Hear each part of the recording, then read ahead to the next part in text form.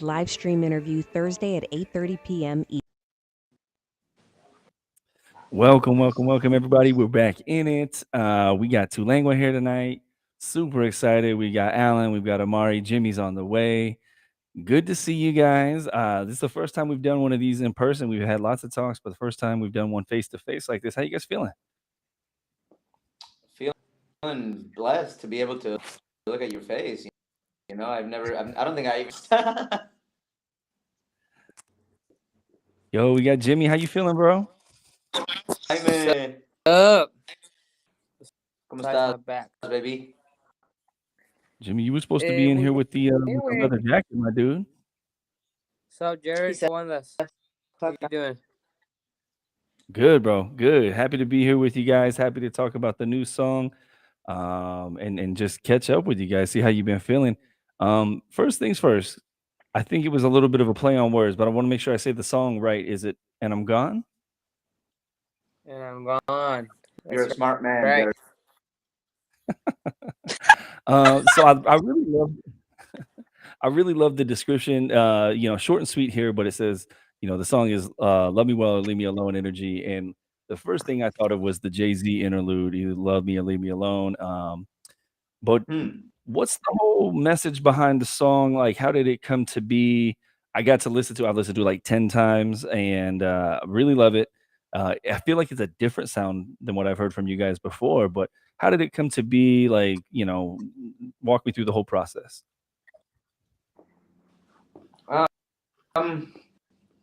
Take this, or does someone feel inspired? I mean, watch. We can all kind of do it. All right, I'll start. Z reference. I honestly had not even thought about that, but big lover of Jay-Z. How did this song come about? I think honestly, from what I remember, it's a little. The years of the pandemic are a little blurry in how we make music, but we tend to be really like focused on projects, or like little universes. They're an album or some kind of concept, but some of my favorite songs that we make come out kind of where like we'll just be messing around and something comes about that doesn't see anywhere. And that's how this song came about. I remember I hadn't seen Jimmy in a, or not that I hadn't seen him in a while, but we hadn't made music. We hadn't jammed and like in a while. Maybe like a year ago, I went over to Rosarito and there because of the pandemic. Maybe 2 years ago, but this is the first time we're like, oh, let's just make a new song. Pull out the keyboard and Ableton and see what happens. And this in like 10 minutes, it was so quick. I think it was like a lot of our new music has a lot of kind of house feel, especially. I mean, I've been playing around with disco for a few years, for a couple to house. So I think this song was happening at the beginning of this phase because being, as you know by now, very borderless with genreless. We don't like ever put any limits on how we make music. The house type rhythms is not something that we had really explored until the past year, at the beginning of that. And I remember very, very quickly Jimmy, a front person and singing with us happened. I mean, we've been a band for a few years now, so it definitely, like the first few years of Tulengua, people didn't know Jimmy sang in this band. They thought he was just, and me and Amari were the singers. But as this was changing, and I'm gonna kind of happen changing, and within the first 10 minutes that we made the beat, Jimmy already had the whole first verse and hook. I think I was programming some drums, and Jimmy kind of wrote his part. I wrote my verse based on what he had, and Amari wrote her verse based on that. And we all based it on this, and happened, and I'm gone. We stay cohesive around one central themes because it's easy. Very different minds to like we want the songs to sound like one writer wrote it, even though we're three people. I think like as we continue to become better songwriters, we want to come from one person, and that's a really special. It's not just, I don't know. Sometimes I love the Wu-Tang Clan and I love Brockhampton and these bands that have a, but sometimes the songs can feel not that cohesive, or like each verse has just been on another song. Like it doesn't feel, it's like just a bunch of people on one beat, right? I think we've talked about that a lot between the three of us, like wanting to have it really feel like this, and it feels like one song with three different kind of perspectives on it. And I'm Gone, I think is one of the first songs that we made like that. Nice. What you guys got for me? Anything else? I was just gonna say I loved it when I first heard it, beginning of it. But I'm Gone. I mean, it definitely challenges our. You know, I come from more of like a R&B, so like when we started experimenting with house more, like house, don't get me wrong, but like me putting my actual vocals on it, like I started messing with it and gave it more like art. I think we all like strangely put our own, but it was really like Jaime's like ear that kind of.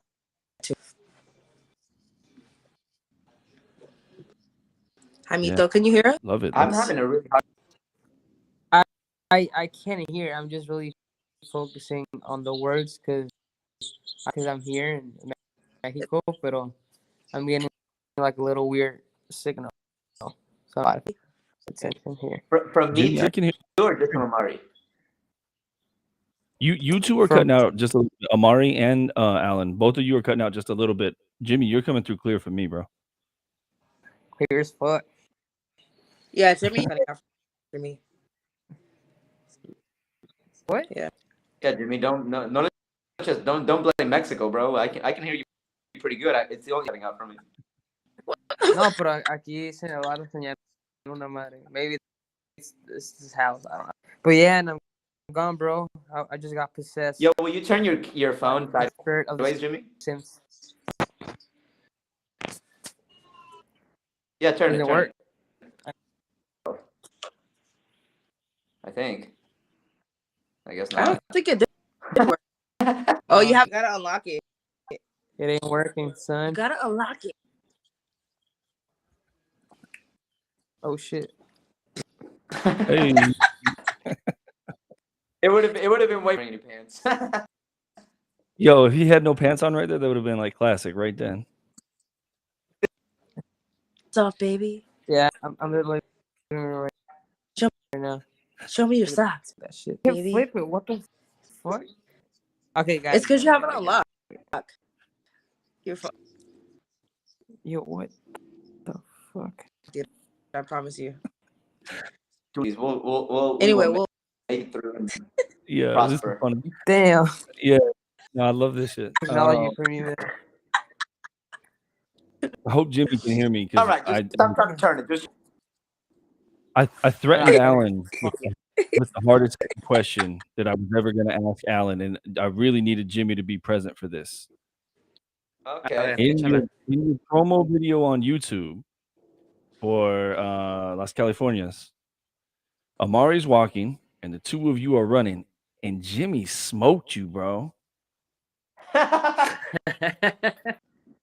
In fact, he actually told me not to like run that fast, so he could keep up with me. I did. I mean, I was. It was. Wait. First of all, where's the fucking question, Jared? But it's because he was wearing shoes. That's why.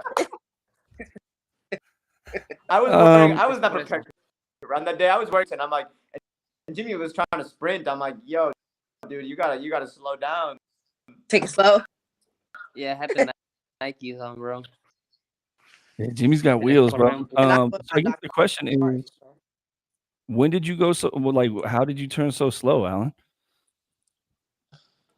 They call me Grandpa Hobo for a good reason. Maybe slow body. That's how I like to think of myself.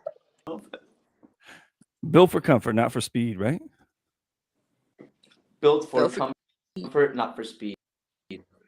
Built for pleasure and good times, not necessarily speed. I got you. I got you. Just having a little fun. So I'm curious about the cover art, right? We got this pretty like blue flower. Like, what does it mean? Where did it come from? Honestly, like some of it was a total accident. It actually was. It was that's not out anymore, but we'll probably release it in called Fruta de tu Flor, which still to this day is probably my my favorite pop song that I've written, because it's almost like a political protest song, but in the form of like a reggaeton, Bad Bunny type song. But anyways, as we were making the cover to that, I like collaged a bunch of flowers together. I don't know how this happened. Like I like opened the wrong file, and like one of the flowers got fucked up, and as soon as me and Jimmy saw it, we're like, oh, that looks. It was just an accident. It called to us. I mean, that's the best way, right? To philosophize on what it means. But it was not intentional at all. But it's like I think sometimes surrounded by darkness, and you can't let your beauty and the light of your soul, which is sometimes like a flower, be down. You just got to get the fuck out of there. I'm gonna give myself a round of applause. Oh, bueno eso, Buena teoría, bro. Yo, doing this face to face no, is so much better. Yeah. It really is. It Show me really the is. flower. Because like seeing Amari's reactions, like it's impossible for me to not laugh with her. Amari's a legend for many reasons, and her laughter it's really contagious. Definitely. So I know that when I was talking to you guys last, like you were kind of on the grind of like doing live shows and going through that. Where do we leave off with that? Like you guys got more live shows on the circuit coming up? Like what's that looking like these days? Yeah, we have a couple shows coming up. We have one and then Music Box. When is it? February 11th? Am I correct to say? With the Jungle Brothers. I was gonna say we kind of slowed down shows because we're working on our next album. Ooh. But the band in general, we are like, let's still kind of take choosy with the shows we take right now. Yeah. So yeah, we were the intention was not to be honest, because we wanted to really focus on the album, but it's come about, then we'll do it. And the Jungle Brothers, Amari, like they're started making beats, and they're quite a legendary hip hop group, and they got the house that makes sense with where we're at right now, and also the Music Box. It's really like to be continually asked to, where like the Music Box is a pretty venue in San Diego, so to have that be, we have like 2 shows coming up. They're actually in February and March. Like to be starting the year off, where like the normal venue for us is now this like very pretty, feels really nice. And we might maybe South by Southwest. We have some potential. God willing, we go to South by Southwest. Maybe we'll see you there. Oh yeah. No, look, it's got to happen. I got to see y'all. I definitely got to see y'all play. I've been able to listen to enough of the music, and I've seen the Instagram videos and all that. I'll be very excited to hear you play. But I cannot skip over the fact that you guys mentioned the album, and I might just be behind on this. But what's the album looking like? Fire. It's like a fire that. That's what it looks like. In the air, soaring at a rapid speed. I have a way of describing it. So in Tijuana, for some reason, it's like you haven't really seen it in the rest of Mexico, but in Tijuana, it's very common to go down and see big piles of trash on fire. For some reason, people like instead of like putting it in a landfill or like sending it off somewhere else, like they just burn them. And this album sounds like that, like trash in their house and lit it on fire. I don't know if that's good or bad. It's really, really good. But it's definitely time and it's dirty and it's like we're having a lot of fun with it. It's both like it's quite serious and profound as we just trash and fun. It's like it's got a lot of grime. I'm ready for it. I'm ready for it. Do we have a date? I don't think we do. We have we don't want to stretch it out forever. We're working pretty diligently on it. Every weekend we kind of on it. So we're hoping to finish it. I think the goal is to finish recording by the beginning of April. And then from there we'll probably. I mean, by then we'll probably already have a plan. But for now, we just want to finish it and not have the pressure of like we want to put it. But I think that's the idea. The idea is to finish it by April and to start rolling out singles like late spring, early summer. But even in the before that coming out. Yeah. Singles. Yeah, we're dropped like just this. Singles and other stuff that we've been working on. Awesome. I'm definitely ready for it. So I love you guys for doing this, but what made you decide to go with 11 Free? Well, honestly, I really don't like. I mean, it's part of the blockchain thing, but like, I hate that I can't edit stuff after it's. I've done a few more to be honest. But I kind of just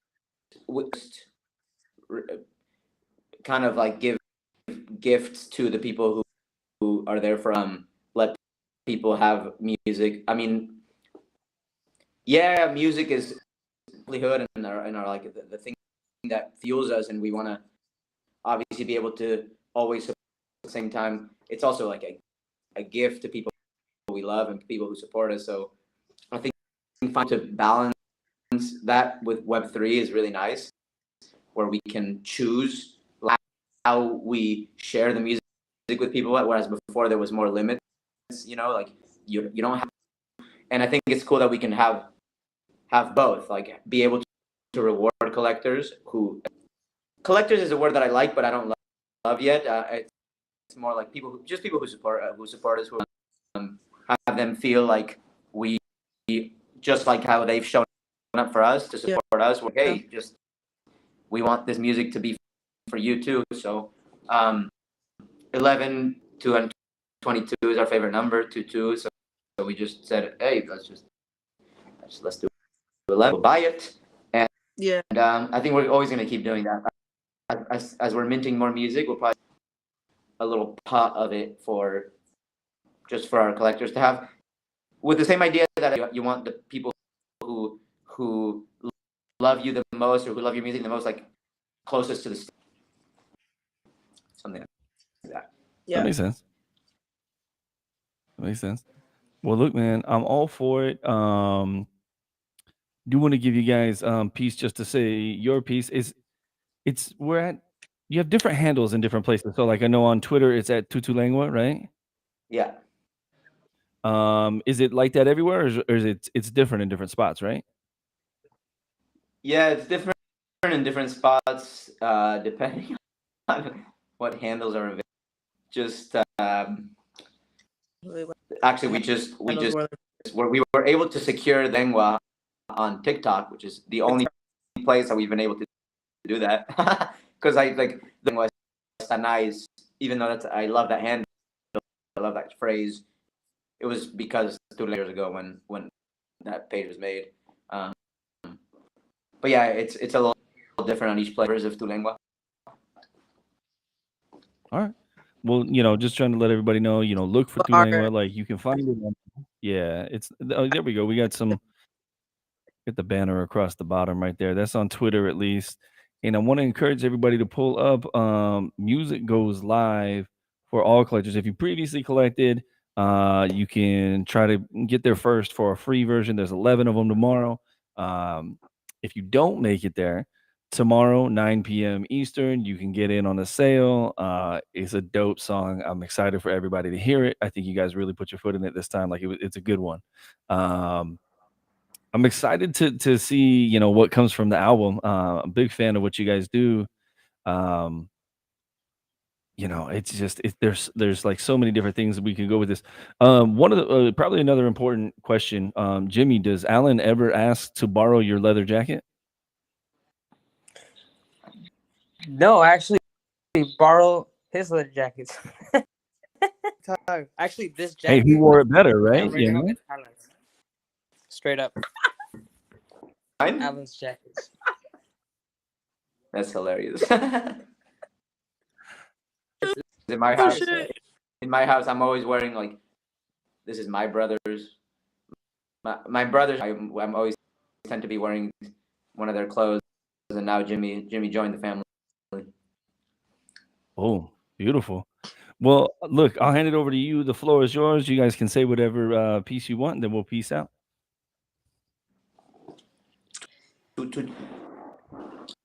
Sí, gente, que tengan una blessed week, blessed time. Love you. Tu lengua I think está nice. I think it's a good time to tell people that we're going to do an experiment in February where we haven't really announced it anywhere, so because this is a new experiment that we are going to run. Two things. For the whole month of February, every week we're going to drop a song, remixes of our catalog, where we have a lot of music that we've released over the years, and we kind of just want to reimagine versions of it. So that's going to be fun, and also not free versions for everybody. But also we don't tend to do too many features on our music because we're three vocalists. It's like if you're a single, do features, but we already have 3 vocalists in a band. That's quite much room for features in general. We're like featuring each other almost. We are going to be, we're more intentionally going to open that door to fans of and who just, I think our music will vibe well with. So a new exploration for us over February and March as we're working on this album too. We want to invite other people into our little universe. So are an artist and a vocalist, feel free to reach out. A list of people that we have in mind, like Excelencia is one of them. Carlo the Poet is another one. Oh, I'm fans of both of them. We're cool. And Alex Paul, he's a Mexican reggaeton artist too. In Web3, we want to really, fortify those ties. Music that's really dope, and probably that music will probably only exist in. That's alpha as fuck. I love it. Yeah. But other than that, I mean, but y'all might have to get the fuck out of here. Situation. Well, when you hear the music, let us know what you think about it, and I'm going to something that's several mixing sessions where we wanted it to be. And just shout out to also Rob and Maria who helped touch those tracks and real patient with us during that time. I'm going. What can I say? And I'm All right. Well, I appreciate you guys. Thank you for riding through. Everybody, if you can pick up the song, if you can't pick up the song, retweet it. Every little bit helps. Appreciate you guys. Talk next time. so much, Jared. We really truly appreciate you every time. Straight up. Yeah.